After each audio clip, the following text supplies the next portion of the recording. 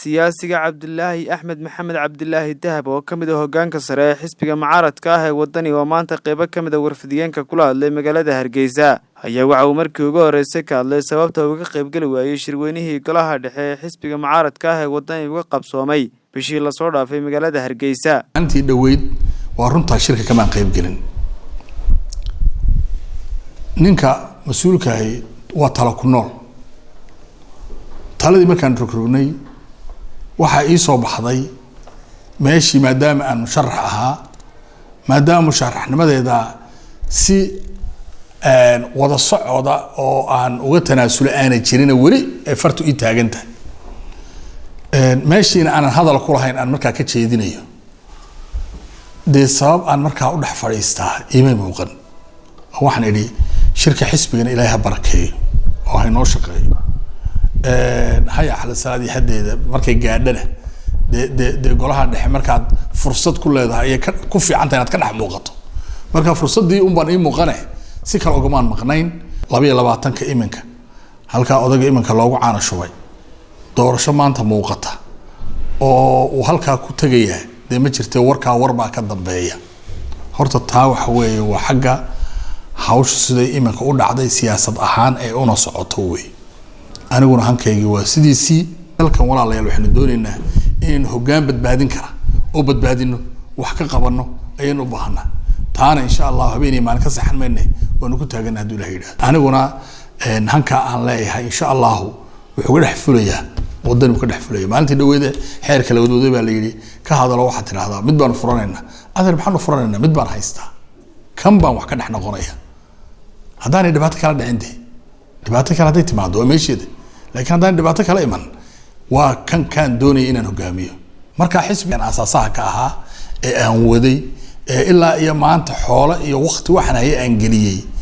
wali waxba kuma doorsan siyaasadda Soomaaliland wax way noocyo badan tahay oo meeshii haddii ka soo reen weydo qofku inuu si kale u fikiro waa suurtagal laakiin hadda la joogo anigu waxaan ahay nin sidiisiya xisbigiya cid igale ma jirto xukuumadda hadaan doonayo xukuumaddeeniyo subaxdaasaan geli karaa noqon karaa ka mid noqon karaa wax iga hortaagan ma jiraan geesta kale siyaasi Cabdilaahi Dahab oo hadalkiisa sii wata waxa uu baaqnimada u diray beelaha oo wadaagta ee dagaalku ku dhex maray deegaanka Dhabardarool ee gobolka Sool iyadoo uu dhiigga islaamku xaraan yahay marka horeba oo mar walba xaraan yahay ayaa haddana wuxuu ka sii xaq jiraa xiliyadan oo kale in la daadiya waliba lagu daadiya wax aan macna lahayn walaalaha halka Dhabardarool ay dhibaatada ku dhex martay waxaan labada dhinac ugu baaqayaa horta de inay tan oo kale ay ka waantoobaan mar dambe aan dhicin tii dhacdayna toobadkeena waa looga baahan yahay kuwii ku dhintay Ilaahay u naxariisto kuwa iminka oo dib ku qaba ee u xanuunsanaya ee dhaawac ka soo raacayna Ilaahay u boogadhayo oo caafimaad Ilaahay ugu bedelo marka Ilaahay subhanahu wa ta'ala waxaan ka baryayaa dadkeena inuu fahansiiyo dhibaatada dhiigga muslimka uu leeyahay la daadiya maanta ka dhintayna waxba lama dhiman kii dilayna waxba lama noola waxa weeye waa ka dhimay oo kugu dhimay taasoo kale walaalayaal yaani dib u dhicin xukuumadda in ay ciidan dul dhigtaa waa qasab nabadgelyadu baryo maaha ninka nabadgelyada jabinaya in la baryo maaha waxa weeye ciidanka ugu xooga badan waxa la dhigaa barta ay dadku isku dilayeen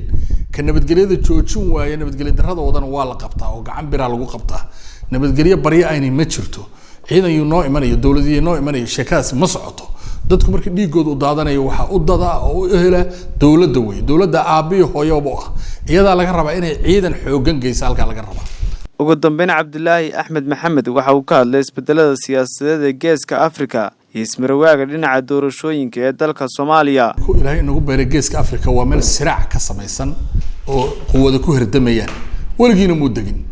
sida uu samaysan yahay waxa uu egtahay deganaanshiisu inuu aad u fog yahay siyaasadda maanta socota ee gobolka ka socota waa mid inoo saalixa Soomaaliland oo la rabo Soomaaliland inay si dhow uga shaqeyso oo sidan si ka duwan ay uga shaqeyso waxa weeye quwa ogtiino quwadihii waaweynaa meeshanu deganaa waa strategic quwadihii waaweynaa ee dunida ayaa ku soo hirdamaya waxa weeye laabta lagu wada hayaa laguma dhawaaqin laakiin waa meesha dunida meelaha ugu muhiimsan ayay ka mid tahay iibinteeda iyo suuqgeynteeda iyo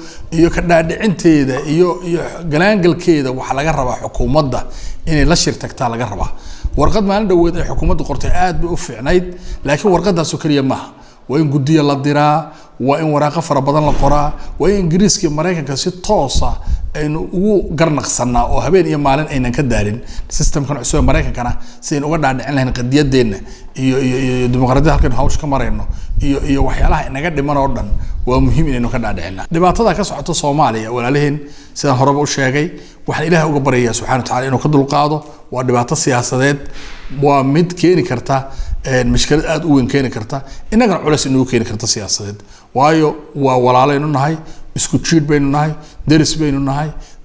dadkooda iyo dhibaatadooda weyn soo gaaraysa marka in Ilaahay uu ka dajiyo oo ka dhameeyo oo ay ka dhamaato oo wadadooda ku soo noqdaan caadiga ahayd ayaan iyagana Ilaahay uga baryaynaa subxaanahu wa ta'aala marka waxa la Soomaaliland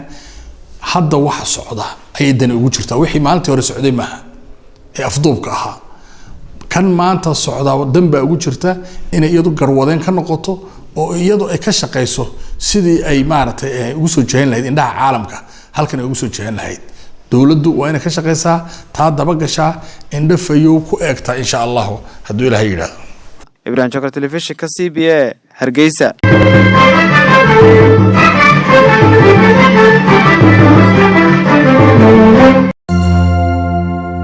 hadal oo ku hadal bishii oo dhan $7 oo kaliya ku darso fariin kasta oo aad dirtaana waa ku bilaash isticmaal shabakadda ugu ballaaran geyga Soomaaliland haddaba si aad ugu shubato adeega kaafiye fadlan garaac xidig 8 eber 8 afargees ama xidig 2 eber 2 afargees tayo waa Telesom